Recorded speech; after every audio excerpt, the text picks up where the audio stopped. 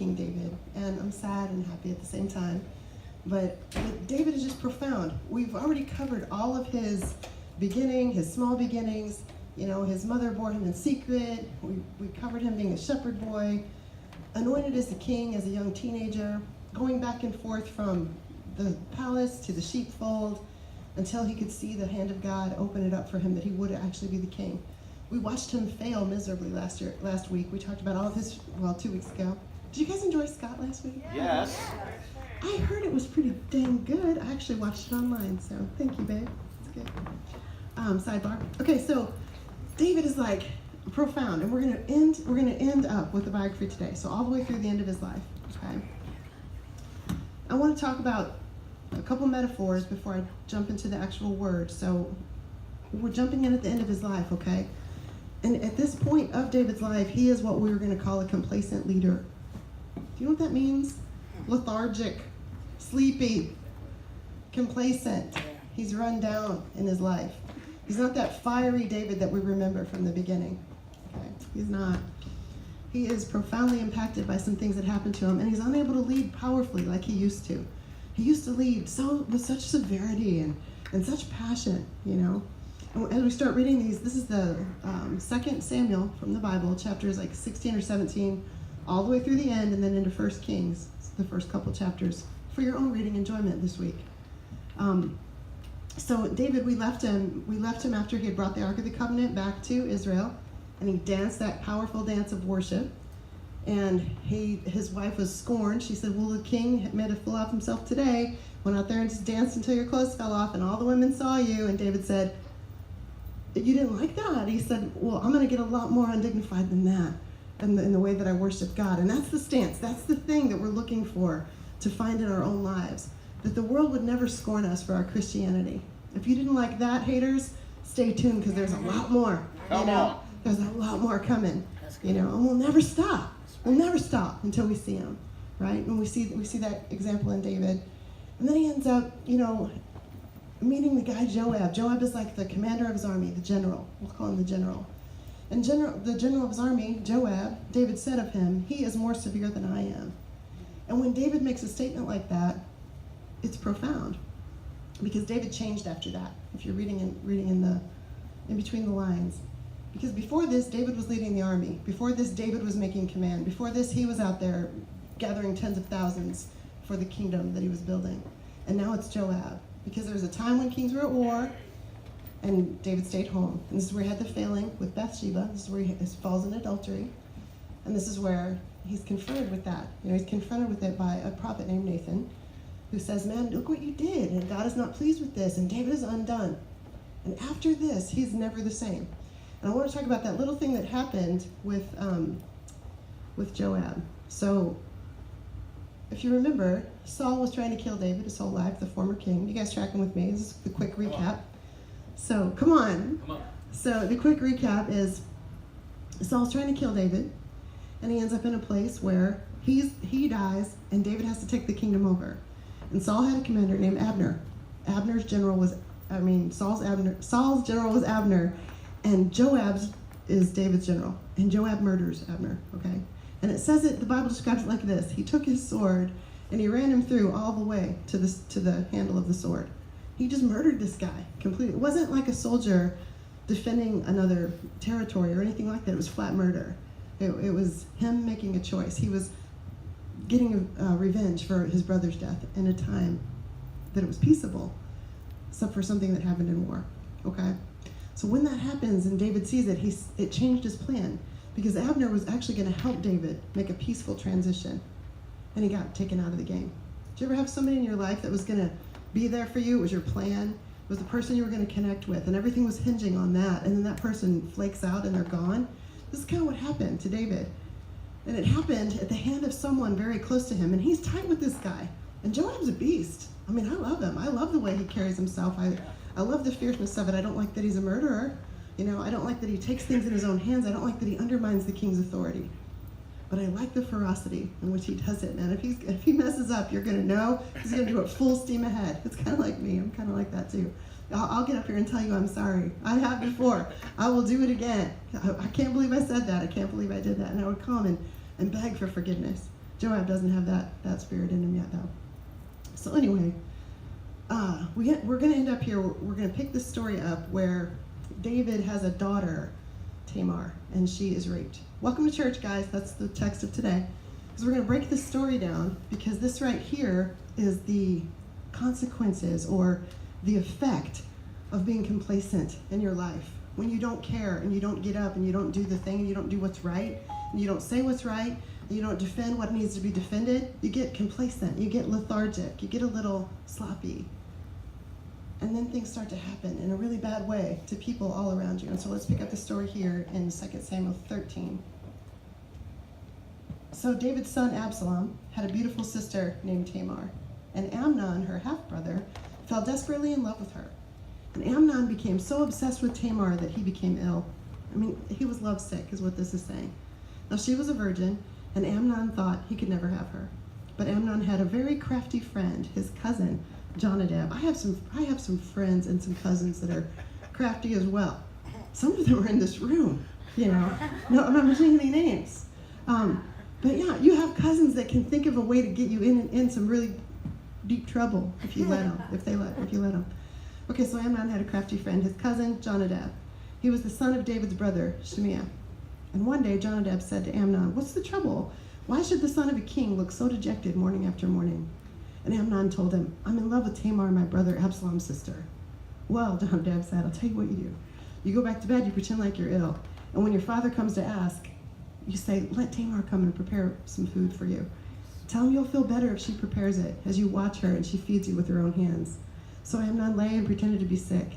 And when the king came to see him, Amnon asked him, "Please let my sister Tamar come cook for me, my favorite dish." And David agreed, and he sent Tamar to Amnon's house to prepare some food for him. When Tamar arrived at Amnon's house, she went to the place where he was lying so he could watch her mix some dough. And then she baked his favorite dish for him.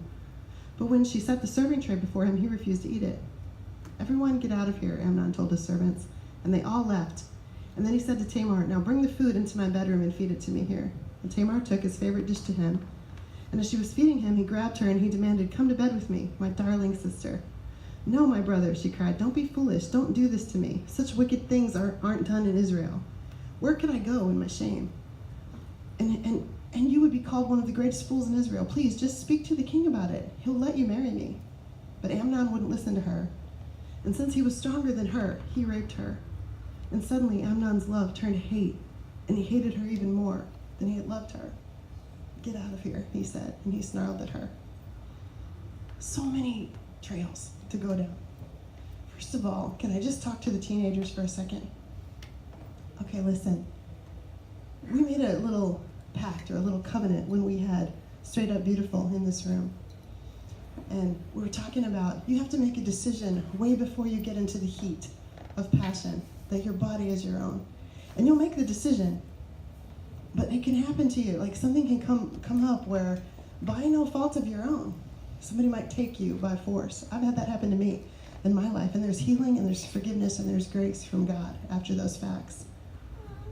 Make your decisions now, you guys, because it's hard enough, and there's always a moment that comes that's passionate, and passion can overtake you. It's powerful. God made it for a marriage. We know how powerful it can be. But this isn't what we're talking about here. This is, if you ever had because here's the story. Here's what happens. Boys will come, and they'll tell you they love you, and they will tell you that you're beautiful, and they will tell you they want you. And something inside, like in this area, goes, "Oh my God, that's awesome," you know? And then after you give your most precious parts of your body, all those secret places, they will hate you with the passion of 1,000 suns. It's true. Not every time, but most of the time. That's how it goes. Keep something good for what's good. Another vein to talk about right here. Scott just talked about Africa and going there. Okay, because this church is in the mission of rescuing children and women from just such a thing as this. Because those perpetrators are stronger than those women. But they're not stronger than us. And we will band together, and we will go, and we will make freedom a choice. We're not going to stand by and be complacent and be a weak leader. We're just not going to do that. As long as we're alive and as long as we can move and breathe, we're going to step out David gives us every opportunity to fail and fall back and be like him. He's still a man after God's heart. He's still a worshiper. But we won't do it. We're uncommon around here. We're going to go, and we're going to make our name known, and we're going to find people that we can help out of the exploits of sex trafficking. It's profound. It's why we do it. It's this very thing, because what's going to happen to Tamar here? These are olden days, and I get that, you know. We also have, I don't know if you guys have met Dana yet. Raise your hand. Dana. This is Dana. She's my friend. Dana actually works in the city in a crisis situation, helping this very situation be rectified, helping victims come and be rehabilitated and understand that there's a way out. And what's it called? Love action, something action. Healing action. It's called Healing Action, and I love it. And I didn't plan on talking about it, but I see you sitting there, and I know this is something near to your heart too. This happens right in our own city. St. Louis is actually a hub for such foul things, you know. So back to David. All right, so for Tamar and her situation, she's going to end up living in her brother Absalom's house for the rest of her life. And if I can just tell the story, Absalom is going to lose his mind over this because David does nothing. And you know why David did nothing? Because he remembered the adultery that he went through. And he remembered that he killed Uriah. And he remembered the conviction that he felt when Nathan spoke to his life and said, "You're the man. You're the one that did this horrible thing." And he had a cloak on him, a cloak of shame that he never really got rid of from here. He is going to come back. He is going to come back in some sense. But when you live in a place where you're always beaten down by what you did before and you never rise above it, you're complacent and you're not you're not doing your reach. You're not having a reach. You're not having an impact. You're always staying a little bit vague, a little lethargic, a little smaller than you actually are. Do you get that? I mean, I hope that is speaking to somebody's life today. You know, that's why we camped out on that song, "The King is Here." Yeah. Everything that Jesus came to do, you don't have to be little. You don't have to be insignificant. You don't have to be unsure ever again. You're going to be profound. It doesn't matter where you came from. It matters where you're going. Right. And it matters who you're going with. And that would be us. Who's got it better than us? Nobody. That's right. Who's got it better than us? Nobody. I know. It's like, well, nobody has it better than us, guys. It's pretty legit around here. It's a good thing. Okay, so 2 years go by. 2 years go by in this situation. Let's pick this up in verse 23. 2 years later, when Absalom's sheep were being sheared, this place in Ephraim, Absalom invited all the king's sons to come to a feast. And he went to the king and he said, "My sheep shearers are now at work. This will be like a time of harvest and you need some help." He said, "Would the king and his servants please come celebrate this occasion with me?" And the king said, "Well, my son, if we all came, we would be too much of a burden on you." But Absalom pressed him. But the king would not come, though he gave Absalom his blessing. And Absalom said, "If you can't come, how about sending my brother Amnon with us?" Now see, if I'm David, I'm going to be like, this is foul play. I mean, but I'm kind of quick like that, just saying. Plus, I don't have that cloak of complacency on my life, you know, like David did. But I'm thinking, what's Amnon? Why Amnon, the king asked, but Absalom kept pressing. The king finally agreed to let all of his sons attend, including Amnon. So Absalom prepared a feast fit for a king. Absalom told his men, "Wait until Amnon gets drunk, and then at my signal, kill him. And don't be afraid. I'm the one who's given the command. Take courage and do it." So at Absalom's signal, they murdered Amnon. And the other sons of the king jumped on their mules and fled. And then they have this messenger go to the king and say, all of your sons have died. All of your sons are dead now. And David falls apart. And then another messenger comes and says, no, it's just Amnon. It's only Amnon. And David still falls apart. And I get it, man. I would grieve. It doesn't matter what my kids do. I mean, I really don't want them to kill each other. And at times I thought they would, you know. But I really don't want them to kill each other. But even if they did, they're still my kid, you know? So I get it. I get that as a parent. But there's still going to be a penalty for that. Something is going to happen. If you do something wrong, you got to pay for it. There's always going to be a consequence. So you know what? Let's be the people of God that say, I did it. Just like David did when Nathan first confronted him. I did it. Put me in the hands of God. He's full of mercy. If you did something, pay for it. And then you know what? It's paid. You're done. You move on. Yeah. You move on into glory and into glory, from grace to grace. right? Okay. So David is here. He's supposed to be satisfied, I think. The people are watching him. The people always watch him. They always listen to everything that he says because he's won the hearts of the people already through all the Psalms that he's written and all the way that he handles himself. And that dance, bringing the Ark of the Covenant back, people love David. He's got mad leadership skills up until this point. So whenever he's not grateful. He doesn't feel justice is served. He's mourning the son that was killed. And so Absalom takes off. He knows David. David's wild. He has mighty men that hang around him. He's surrounded himself with some great warriors. And we're going to talk about them in a second too. So Absalom goes and hides. And now there's just going to be this crazy train of events that starts to happen all the way through the end of David's life. And the first thing that happens is Joab, he can see that the king is sad. And he's like, okay, here's another crafty guy. So what he does is he gets this woman to go and act like she's in mourning. And he gives her all of the words to say to the king. And she goes in to make her plea before the king. She's like, King David, my son, if my son has done something wrong, he's been ostracized, he can't come back into the camp, and he's my only heir, and I really want the name of our family to be carried on. Can you grant some grace? If you say it, then my son will be able to return. And what she was really doing was she was setting David up to see that his own son was exiled. And why don't you just let him come back? And she tells the whole thing. She goes, if it pleases the king, Joab sent me here, and this is about Absalom, and why don't you just let him come back? It's going to be all right. He did a good thing. Mercy is, judgment is served. And David says, okay, all right, he can come back, but he can never be in my presence again. So Absalom moves back to Jerusalem. The thing is, because David never did anything, he never did one thing. He didn't correct Absalom. He didn't go after him. He didn't call out. He didn't heal Tamar. He didn't bring her close. Tamar's living out in Absalom's house. She's still covered in shame. He didn't bring healing or anything for her. And because of that, Absalom has something in his heart, unforgiveness and bitterness and loathing and hatred. And you know what? He's like his father. He's handsome. It says there's nobody in the land that's more handsome than Absalom. And it talked about his hair. He has like these really cool dreads. And they're long. They're supposed to be really heavy. It's supposed to be like the beauty of the man, these beautiful long braids. And so what he does is he comes back and he sits at the gate and he says to everyone, he wins the hearts of the people. That's how it says it. Exactly what David did. Absalom is doing it now. And he won the hearts of the people because he listened to them. He listened to what was bothering them. He listened to what was troubling them, and he would make decisions, and he would judge wisely on their behalf. And he won their hearts. And they were like, wow, Absalom's doing the deal. He's just like his father, used to be.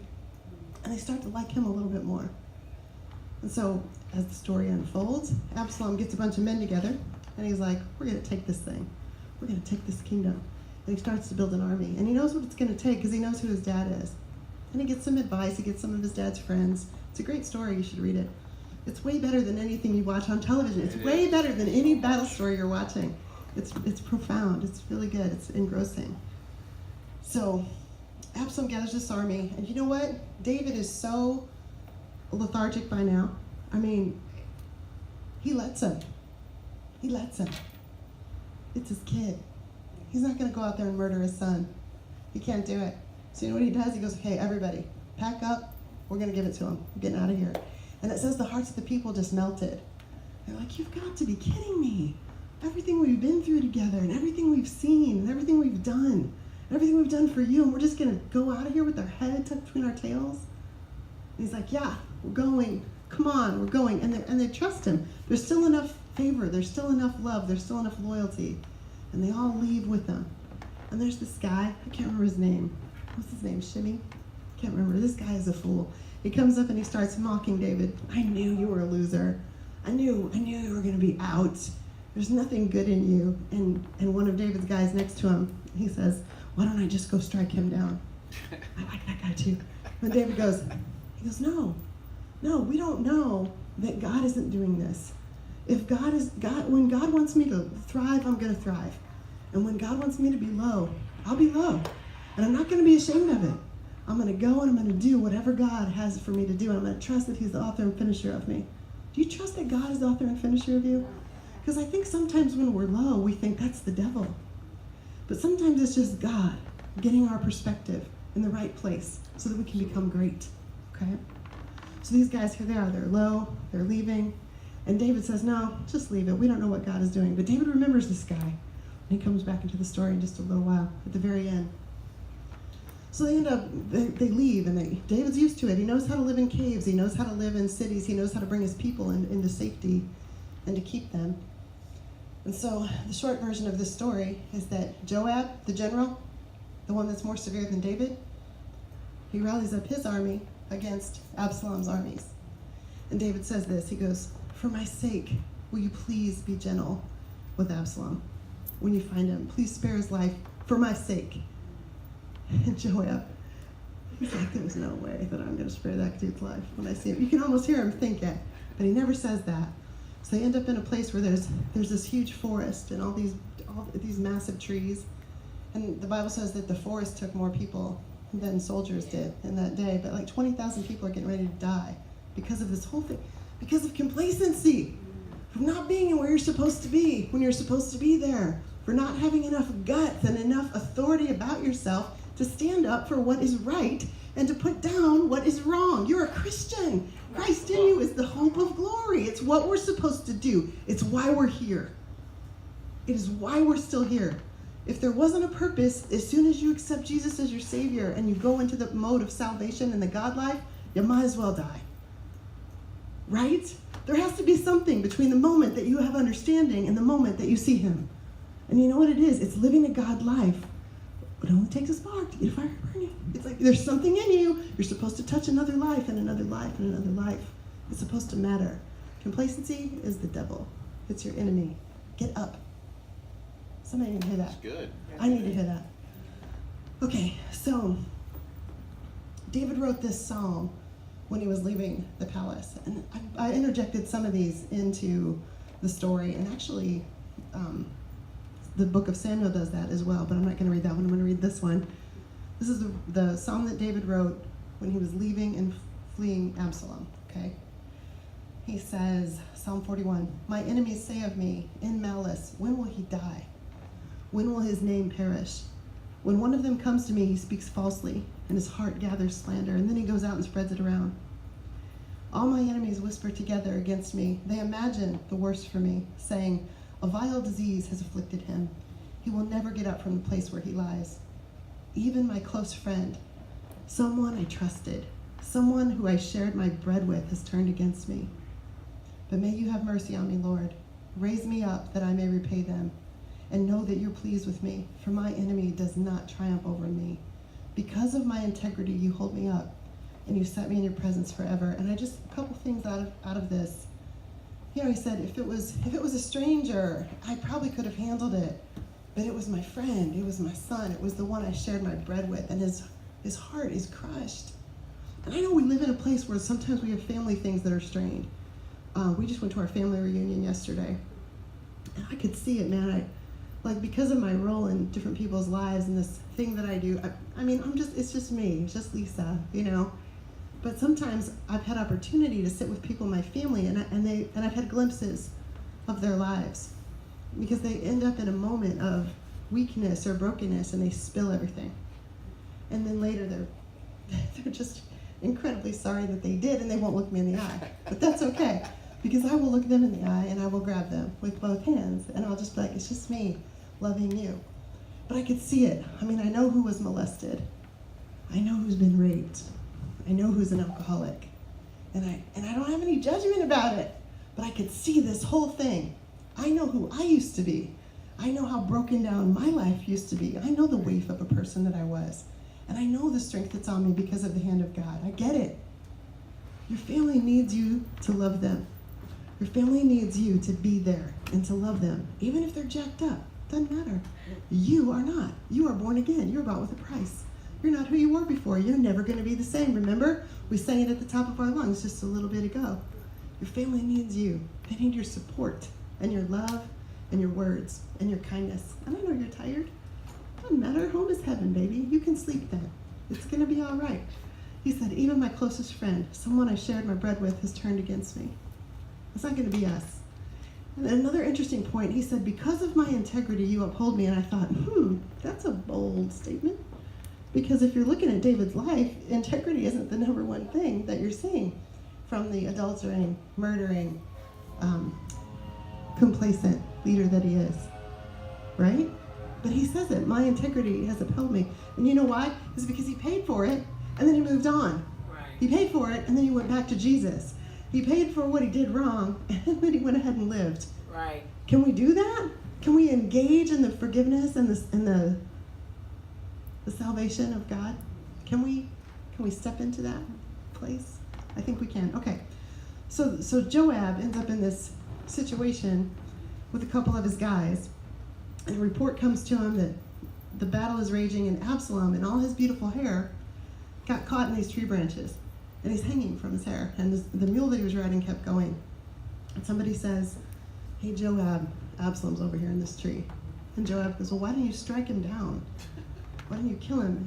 And this guy, this servant here, he actually already had the heart of David, and he said, I would never do it. Joab goes, "I would have given you 10,000 pieces of silver if you would have struck him down."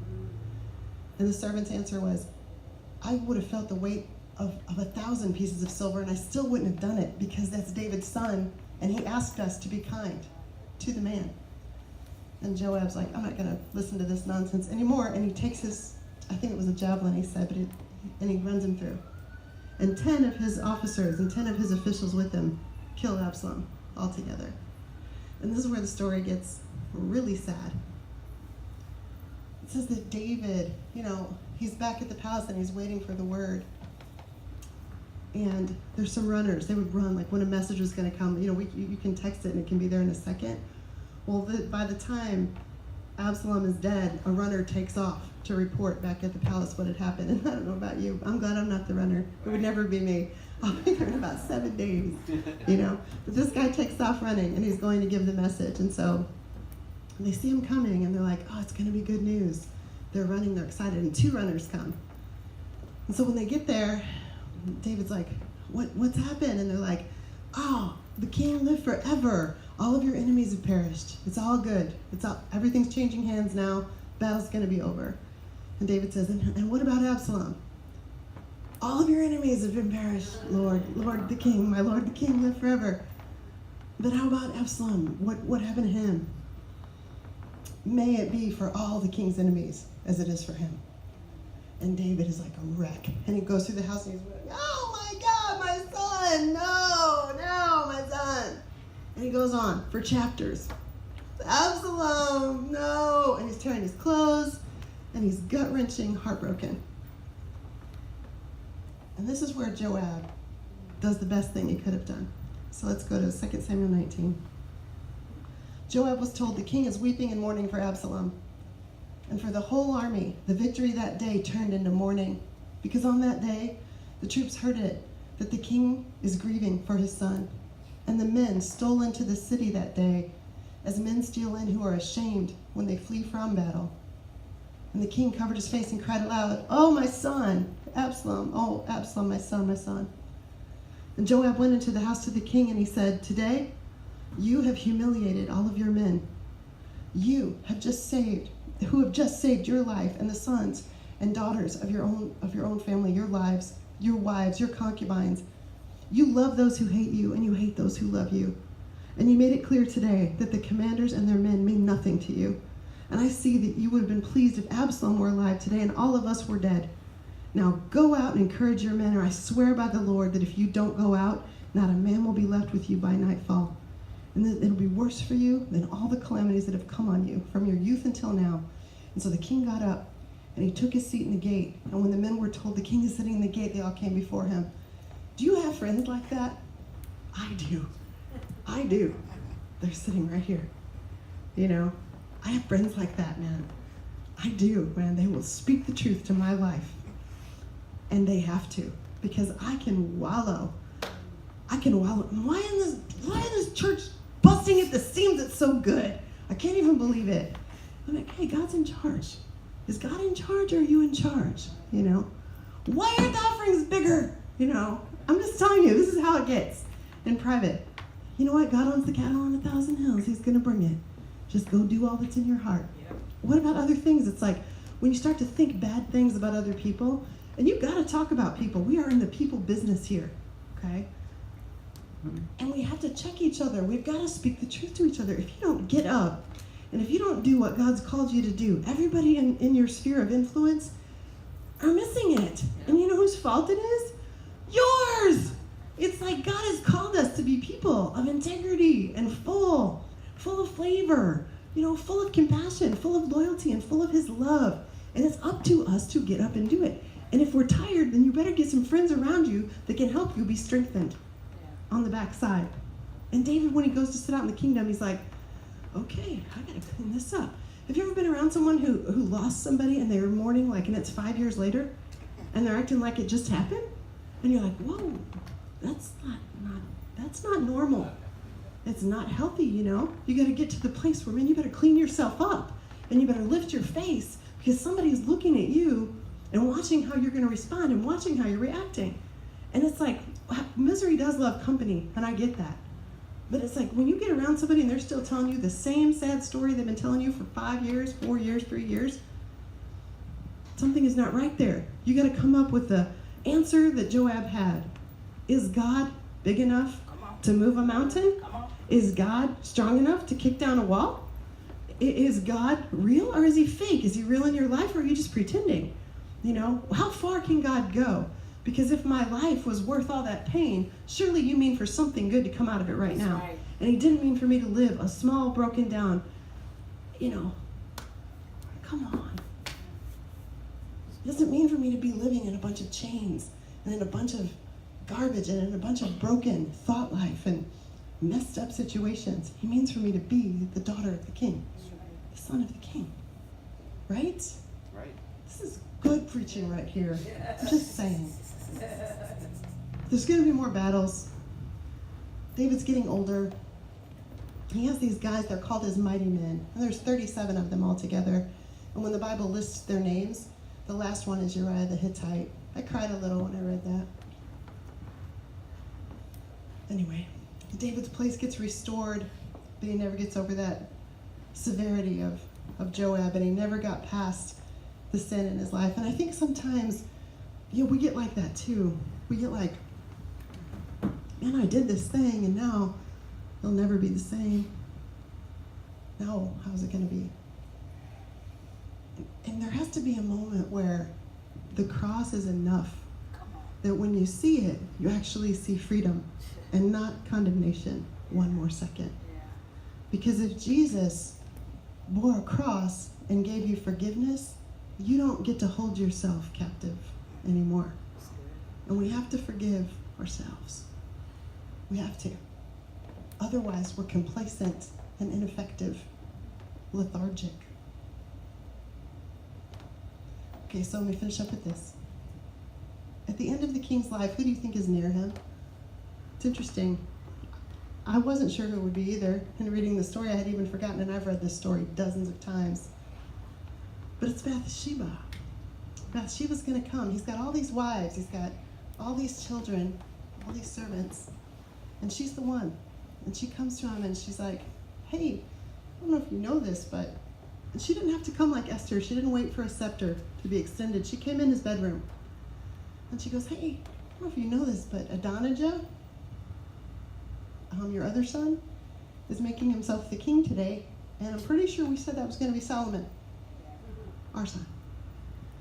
And David's like, yeah, it is. Go get Nathan. Nathan comes right in. He's already on it. He actually incited that entire thing. And Nathan comes in and he's like, yeah, did you want it to be Adonijah? Long live the king, whatever your will is, we're going to make it happen. But if it's Solomon and that's who you want, let's clean this up. So they do it. I mean, it's a great story. It goes into 1st and 2nd Kings. And it's like David sets everything right. And I think think of this too. David is a man of war, right? He's fierce. He's a great leader. But you know where he died? At home in his bed. I mean, that's favor. I don't know about you. That's where I want to die. I want to lay you down and wake up with Jesus. You know what I mean? Yeah. One little blip, take a breath, my last breath here, and let it out on the other side in heaven. That's how David died. I mean, it might not mean anything to you, but this is a man of war that has had a sword in his hand for a long time, and he is dying in his bed at home. Because even though he went through a lot of hard things, he never forgot who God was, and he never forgot the way that God spoke to his life and the favor of God on his life. And I just made a list of some personal takeaways that I have from this story. So number one, are you ready? They're not in the notes because I added it this morning. David is like Oprah Winfrey. Okay? He started out with nothing, and he ended up with everything. Okay? I mean, that is admirable. Secondly, he sought God before he moved forward in his life. Do you seek God before you move forward in your life? We're getting ready to have some small groups on Wednesday nights. Not this Wednesday. This Wednesday is the core meeting. If you're cool, please be there. It's going to be great. But the next week is going to be small groups, and we're going to start talking about how to do a God life. We're going to be looking in each other's eyes. We're going to be having conversations about being drenched in the presence of God and how you belong nowhere, but you belong everywhere. It's going to be profound. The guys are going to talk about standing, making a stand, being a man, having some integrity and some gusto about yourself. Complacency is over. It's time to move forward. Be there. Did you get that? That was a shameless plug. But he sought God before moving forward. Will you seek God?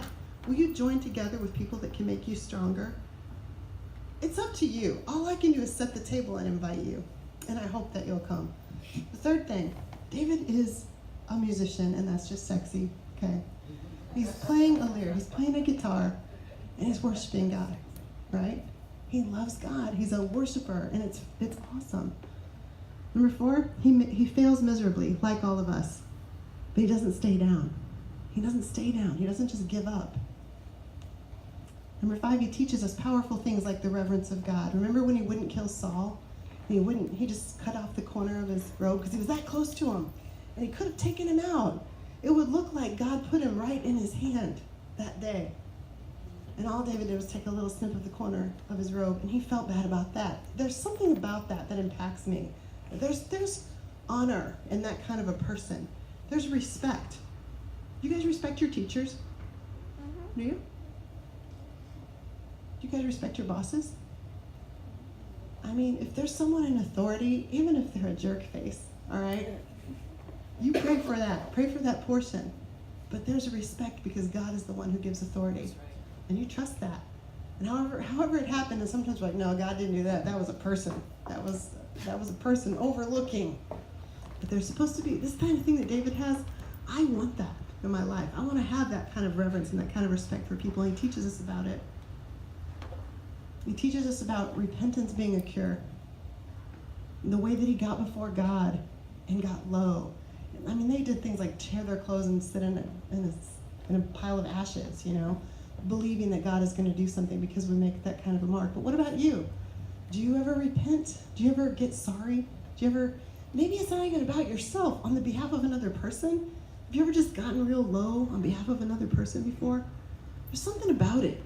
I'm not talking about tearing your clothes. I'm not tearing my clothes. I paid $15 for this shirt. I'm not going to tear it.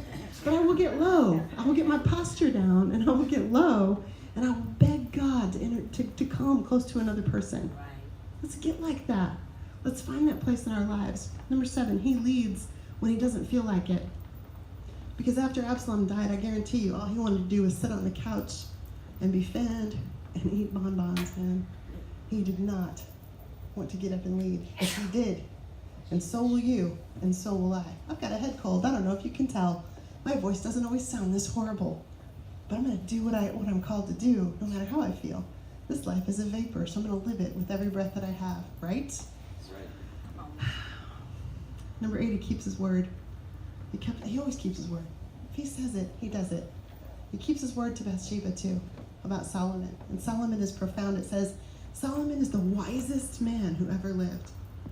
And I just want to point out, he did have like 1,000 ladies in his life, so I don't know how wise that actually is. Overwhelmingly stupid. But anyway, so it's like, it gives me hope that I might be all right. Number 9, just the observation that he died at home. I think it's interesting that he had the favor of God on his life to take his last breath in his own bed. And number 10, his son does his bidding after he's gone. Because remember that guy that was mocking David on the way when he was out? When David calls Solomon in to be next to his bed, he goes, there's this guy, Shimei, and I just want you to know, I want you to kill him. You know what to do. He's not a good man. He goes, and Joab, even though I've kept him all of this time, I want you to take him down. He's not for you. He does. David gets all these things to happen after he dies. And the most profound thing that he gets to do, see, all of this time, it's repeated in here, different things that happen. David wants to build a church. He wants to build a tabernacle, a temple where God can be worshipped, something beautiful and something ornate, something profound. But God won't let him do it because he's a fighter and he shed so much blood. But God would let him fund it, and his son will build it. And it's still there. It's pretty profound. So, will you guys stand up with me, please? Why do we study biographies? So that we can learn from people who are smarter than us, who have lived before us, how to do it and how not to do it. And I pray these things marinate on the inside of you. I pray they become life-giving. I pray they become part of who you are, that you worship with abandon, and that you lead without complacency, and that you trust God to take you from this level to the next. In the name of Jesus, amen. I'll see you next time.